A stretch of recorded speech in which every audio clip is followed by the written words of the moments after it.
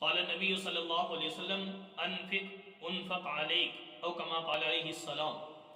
نبی اکرم صلی اللہ علیہ وسلم نے فرمایا جو بندہ یہ چاہے کہ مجھ پر رزق کی تنگی نہ ہو، میری مالی حالت کمزور نہ ہو، تو میرے محبوب نے فرما دیا کہ ایسے بندے کو چاہیے کہ دوسروں پر خرچ کرنا شروع کر دے.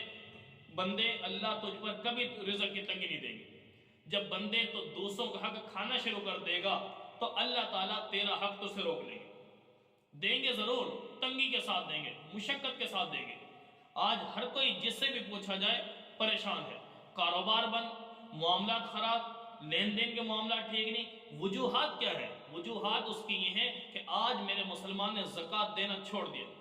ٹھیک ہے، میرے مسلمان نے دوسرے معاملات خرچ کرنے کے جتنے مواقع تھے ان سے مسلمان پیچھے ہٹ چکا، اپنا ساری کمائی دنیا پر ضائع کر رہا ہے.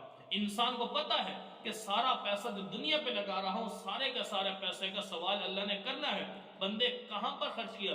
لیکن اس کے باوجود میرے مسلمان کو یہ ہمت نہیں پڑتی کہ میں اپنا پیسہ، اپنی دولت، اپنا معاملہ اس کو اللہ کے قانون کے مطابق، نبی صلی اللہ علیہ وسلم کے فرمان کے مطابق اس کو خرچ کرنا شروع کر دوں تاکہ کل قیامت کے دن اللہ کے ہاں بھی سرخرو ہو سکوں، پیارے پیغمبر کے ہاں سرخرو ہو سکوں.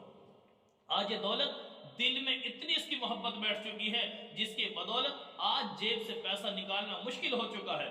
حقیقت یہ ہے کہ صدقہ، یہ اللہ تعالیٰ فرماتے ہیں کہ بندے اس صدقے کی وجہ سے مصیبتیں ختم ہوتی ہیں، پریشانیاں ختم ہوتی ہیں، بیماریاں ختم ہوتی ہیں. بندہ صدقہ نہیں نکالتا جس کی بدولت آج انسان تنگ سے تنگ تر ہوتا جا رہا ہے.